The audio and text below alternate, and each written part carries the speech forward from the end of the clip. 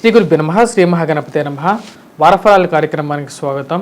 మే 12 నుంచి 18 వరకు ద్వాదశ రాశుల వారికి చంద్రమాను అనుసరించి గోచర రీత్యా ఈ యొక్క వారం ఎలా ఉండబోతుంది అనేది చూద్దాం. కర్కాటక రాశి. కర్కాటక రాశి వారికి వచ్చేటప్పటికి అనుకూలమైనటువంటి ఫలితాలుగానే గోచరిస్తున్నాయి.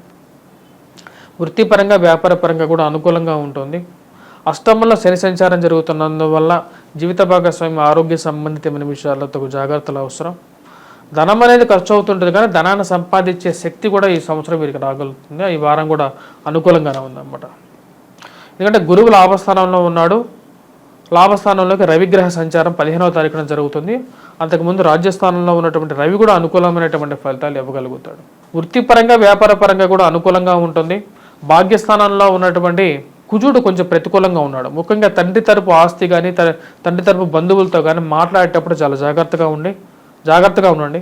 రాజకీయ నాయకులతో కానీ మీ యొక్క పై ఆఫీసర్స్తో అవసరం లేనటువంటి విషయాలకి వాదులాటకి పోవద్దు. ఎందుకంటే అవసరం లేనప్పుడు అలాంటి విషయాలు అసలు అనవసరం డిస్కషన్ అవసరం లేదు. ఎందుకంటే పెద్ద రాజుతో ఎప్పుడు గొడవ పెట్టుకోవడం అనేది అంత మంచి ఇది కాదు. మరి అదేవిధంగా ఈ రాశి వారికి వచ్చేటప్పటికి రాజ్యస్థానంలో ఉన్నటువంటి రవి లాభస్థానంలోకి ఎప్పుడైతే ప్రయాణం చేస్తాడో అప్పటి నుంచి ఈ రాశి వారికి వచ్చేటప్పటికి వృత్తిపరంగా వ్యాపారపరంగా కూడా అనుకూలంగా ఉంటుంది. మానసిక ప్రశాంతత పొందగలం అనేది జరుగుతుంది అన్నమాట. అంటే కొన్ని అడ్డంకులు ఉన్నప్పటికీ కూడా అడ్డంకుల్ని అధిగమించడం అనేది ఈ యొక్క వారం నుంచి స్టార్ట్ అవుతుంది వీరికి. ఎందుకంటే గురువు యొక్క అనుకూలత, రవి యొక్క మార్పు బాగా కలిసి వచ్చే విధంగా ఉంది. కర్కాటక రాశి వారికి అనుకూలమైనటువంటి కాలంగానే చెప్పచ్చు. సంతాన సంబంధితమైన విషయాల్లో అనుకూలత, వాళ్ళ పిల్లల యొక్క సెటిల్మెంటు, పిల్లల గురించి ప్రయత్నాలు చేస్తున్నటువంటి వారికి కూడా ఒక మంచి శుభవార్త వినటం అనేది ఒక మంచి యుగకారకమైనటువంటి ఫలితంగానే గోచరిస్తుంది. ఓవరాల్గా వచ్చేటప్పటికి విద్యార్థులకు వచ్చేటప్పటికి అనుకూలమైనటువంటి ఫలితాలు ఎక్కువగా ఉన్నాయి. ఎవరైతే పోటీ పరీక్షల కోసం ప్రిపేర్ అవుతున్నటువంటి విద్యార్థులకి అనుకూలమైనటువంటి ఫలితాలు ఎక్కువగా పొందగలుగుతారు. ఈ రాశిలో ఉన్నటువంటి పిల్లలు ఎవరైతే ఉన్నారో కొద్దిగా కష్టపడి చదవగలిగితే సానుకూలమైనటువంటి ఫలితాలు రాగలుగుతాయి. రాజకీయ రంగంలో ప్రయత్నం చేస్తున్నటువంటి వారికి కూడా సానుకూలమైనటువంటి విజయాన్ని పొందడం అనేది జరుగుతుంది. ఎందుకంటే రవిగ్రహ అనుకూలత కలిసినప్పుడు అది విజయాన్ని సిద్ధింపజేయగలుగుతుంది అన్నమాట. అంటే బాగా యాక్టివ్గా పనిచేయగలుగుతారు.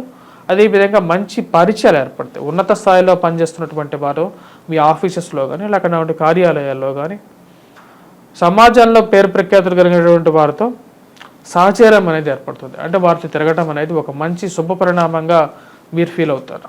మరియు అదేవిధంగా వ్యాపార ప్రయత్న సంబంధితమైన విషయాల్లో కూడా సానుకూలమైనటువంటి నిర్ణయాలు రావడం అనేది జరుగుతుంది. ఈ రాశి వారు చేసుకోవాల్సినటువంటి పరిహారాలు ముఖ్యంగా ఈ రాశి వారికి భాగ్యస్థానంలో ఉన్నటువంటి కుజుడు, రాహు ఇద్దరు అనుకూలమైనటువంటి ఫలితాలు ఇవ్వట్లేదు. అష్టమంలో శని సంచారం జరుగుతున్నందువల్ల వెంకటేశ్వర స్వామి ఆరాధన అనేది చేయాలి. అదేవిధంగా భాగ్యస్థానంలో కుజుడు యొక్క సంచారం జరుగుతుంది కాబట్టి కుజగ్రహ అనుకూలత కోసం ఈ రాశివారు కుజుడిని ఎక్కువగా పూజించినట్లయితే, అదేవిధంగా సింధూరాన్ని ధరించినట్లయితే, మంగళవారం పూట హనుమాన్ టెంపుల్కి వెళ్ళి అనునిత్యం పూజించినట్లయితే సానుకూలమైనటువంటి నిర్ణయాలు పొందగలుగుతారు. దుర్గాదేవిని కూడా పూజించినట్లయితే సానుకూలమైనటువంటి ఫలితాలు పొందడం అనేది జరుగుతుంది.